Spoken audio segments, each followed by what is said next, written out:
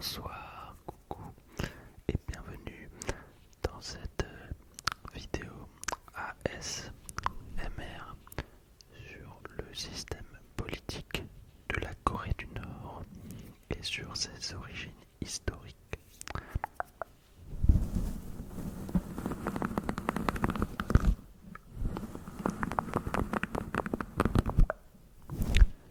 Dans la version longue de la vidéo, je parle aussi de l'origine historique de ce système politique avec la fin de la Seconde Guerre mondiale. Voilà, le Japon, etc., etc.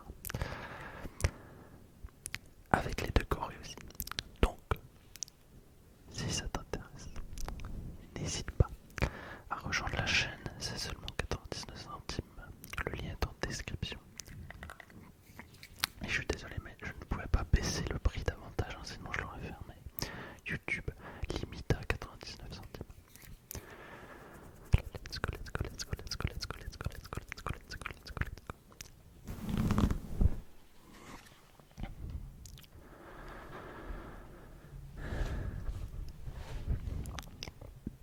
La Corée du Nord, qui, je le rappelle, est officiellement appelée République populaire démocratique de Corée, n'est pas du tout un État démocratique et il ne s'en cache pas. On appelle plutôt cela un État totalitaire dirigé par la dynastie des Kim depuis sa fondation en 1948. Le premier était Kim Il-sung.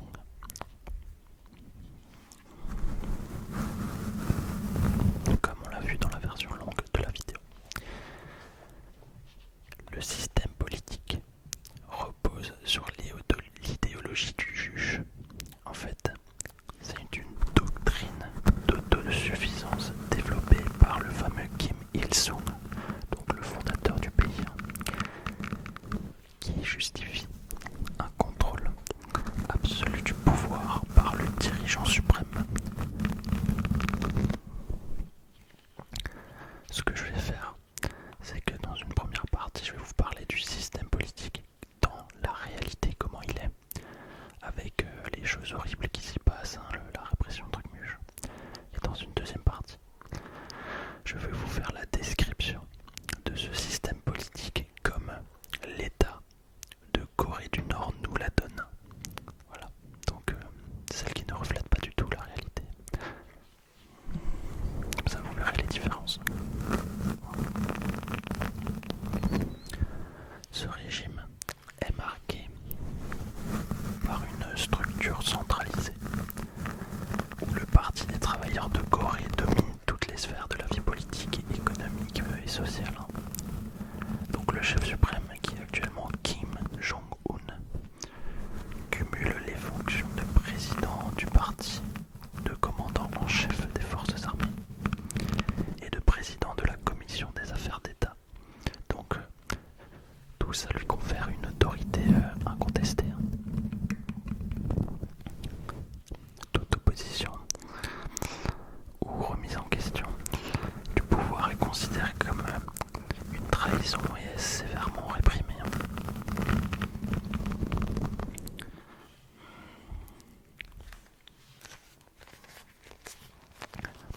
L'organisation du pouvoir repose sur une hiérarchie très rigide et une culture du culte de la personnalité qui entoure la famille Kim. En Corée du Nord, il y a des tableaux de cette famille presque partout, on en reparlera après. Le système repose sur un contrôle étroit exercé par les services de sécurité et l'armée, qui sont totalement loyaux aux dirigeants en place.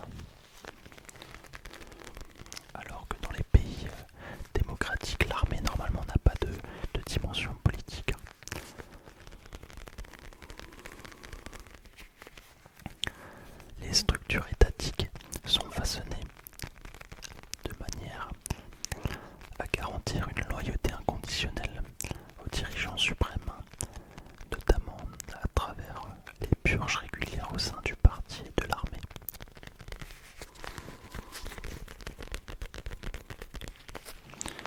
Un exemple marquant de purge en Corée du Nord est celle de Jang Song-taek. Jang Song-taek, en fait c'est l'oncle de Kim Jong-un. Ça s'est passé en 2013 quand même, hein, c'est assez récent.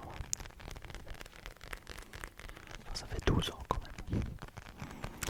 Jang Song-taek était l'un des hommes les plus puissants du régime, considéré comme le numéro 2 du pays. Et il est aussi considéré comme, il était considéré comme un mentor pour Kim Jong-un après la mort de Kim Jong-il.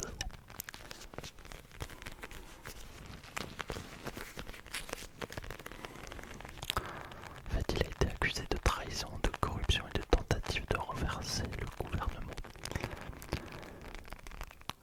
Il a été arrêté publiquement lors d'une réunion du Parti des travailleurs de Corée, puis il a été jugé rapidement et exécuté. Il a carrément été exécuté.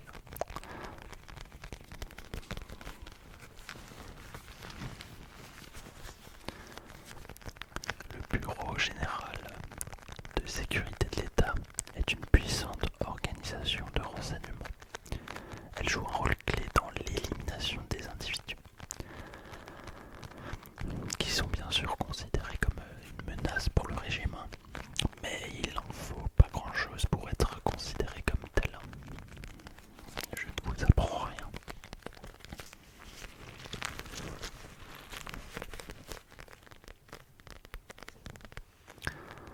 Toute accusation de trahison, même infondée, peut conduire à des exécutions publiques ou à des disparitions dans des camps de prisonniers politiques où des conditions inhumaines règnent, bien sûr.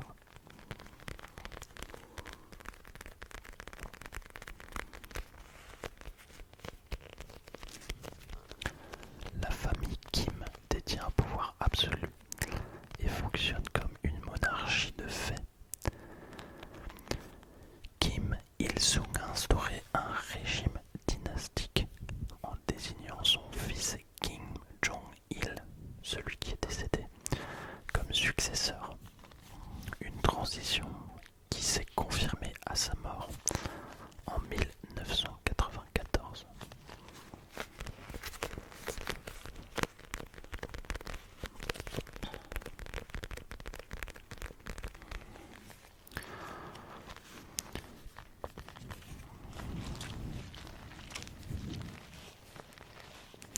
Kim Jong-il a à son tour préparé son fils, Kim Jong-un, à prendre les rênes du pouvoir. En fait, cette dynastie, parce que c'est vraiment une dynastie, repose sur l'idée que le leadership de la famille Kim est d'origine quasi divine et que son autorité est totalement incontestable. Et Kim Jong-un, malgré ses 27 ans au moment de son accession au pouvoir, 27-28 ans, je sais plus, en 2011, a rapidement consolidé son autorité en éliminant ses rivaux potentiels, dont son propre oncle, c'est ce dont on a parlé juste avant. Il y a aussi eu son demi-frère, Kim Jong-nam, qui présentait une menace potentielle en raison de son ascendance. Et bien sûr, il a été assassiné en Malaisie en 2017 dans une opération qui aurait potentiellement été orchestrée par les services secrets nord-coréens. Bon. On ne peut pas le prouver, mais voilà, on a des gros doutes quand même.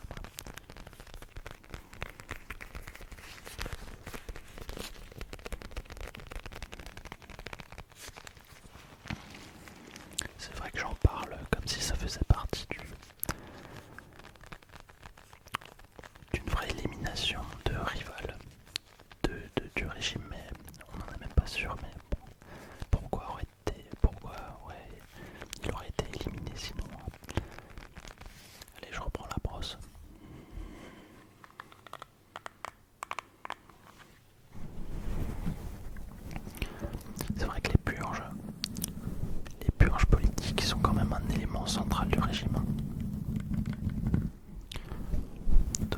régimes un peu totalitaires, semi-communistes aussi, on en retrouve. Depuis l'arrivée au pouvoir de Kim Jong-un, de nombreux hauts responsables ont été exécutés ou carrément ont disparu après avoir été accusés de complot, d'incompétence ou tout simplement de manque de loyauté. Et ces éliminations y servent à asseoir l'autorité du dirigeant suprême en maintenant un climat de peur au sein de l'élite politique et militaire. Mais outre les exécutions, des sanctions plus subtiles comme la relégation en province ou l'envoi dans des camps de travail forcé permettent de neutraliser ceux qui perdent la confiance du leader. La moindre critique, même implicite, peut être considérée comme une atteinte à l'autorité suprême. Et la surveillance omniprésente empêche toute forme de dissidence. Il avait fait une vidéo dessus, ce cuisine d'un mec, un cuisinier je crois, ou je sais pas quoi, qui était un peu le chouchou de cette dynastie. Et à un moment il critique un petit peu, ou il répond un peu mal au leader suprême, qui était à cette époque Kim Jong-il. Et tout le monde se regarde et ils se marrent ensemble, parce que c'est quelque chose qui ne se faisait pas, c'était impensable que quelqu'un le fasse. C'est comme si moi maintenant je vais avec ma famille et mes amis dans la rue, je me mets à faire le poirier, à faire pipi par terre en même temps, tu vois. Donc ils se regardent tous et ils se marrent en mode mais il est fou lui. Voilà pourquoi. Mais bon.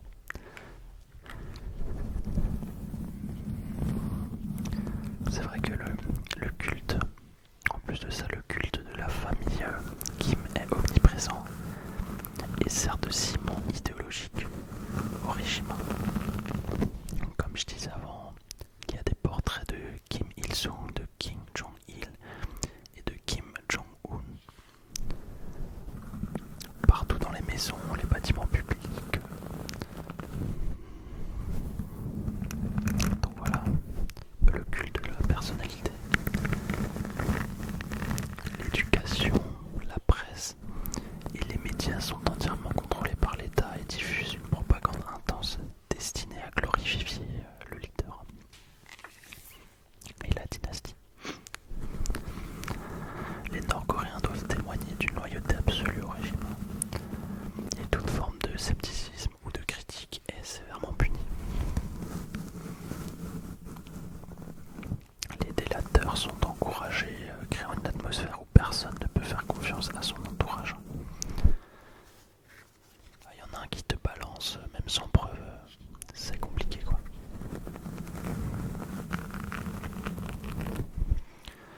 Il y a aussi un autre élément important de ce régime, c'est qu'il repose sur une classification de la population selon le système du Songbun. C'est ce qu'on appelle le système du Songbun. Il classe les citoyens en différentes catégories.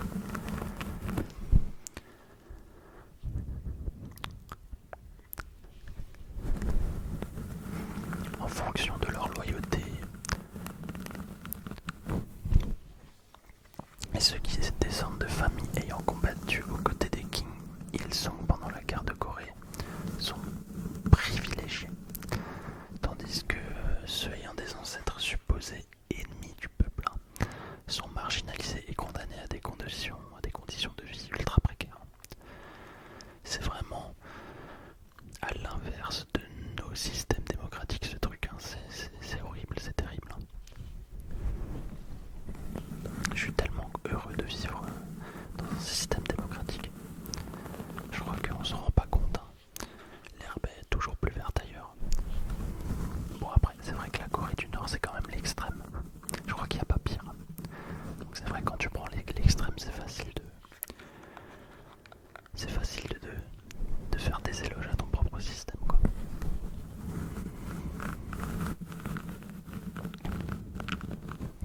Donc ce système de classification, il va déterminer l'accès aux ressources, à l'éducation et aux opportunités économiques. Ce qui va créer une société profondément inégalitaire et cloisonnée. Ouais,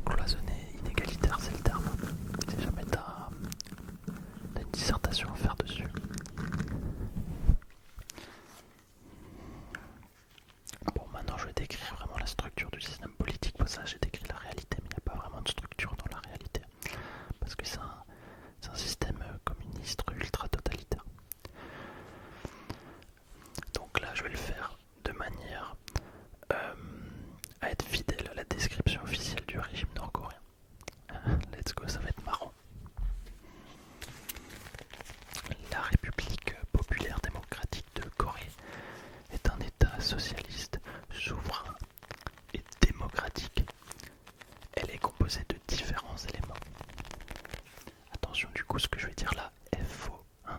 Je me répète quand même, pas que YouTube me censure. Ce que je vais dire là, ce qui va suivre et ce que je viens de dire est faux.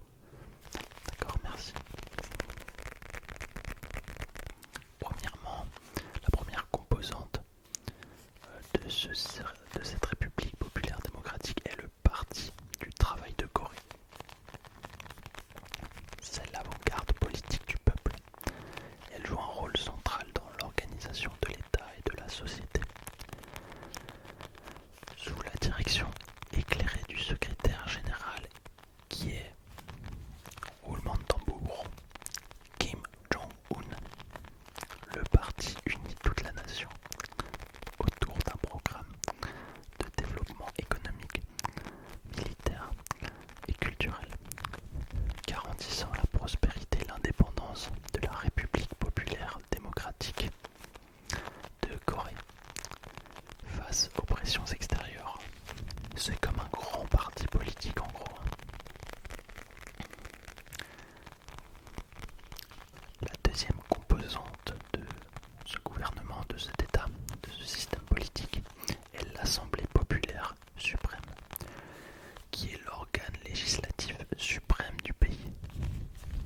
Élue par le peuple, elle adopte les lois, définit les politiques nationales et approuve les grandes décisions de l'État. Son président actuel, Ko Ryong-hae, occupe la fonction de chef d'État.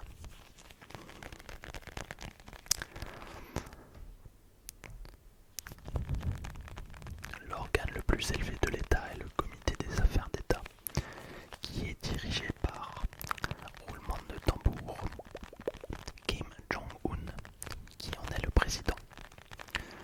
Ce comité définit les grandes orientations de la politique intérieure et extérieure du pays et contrôle les institutions étatiques.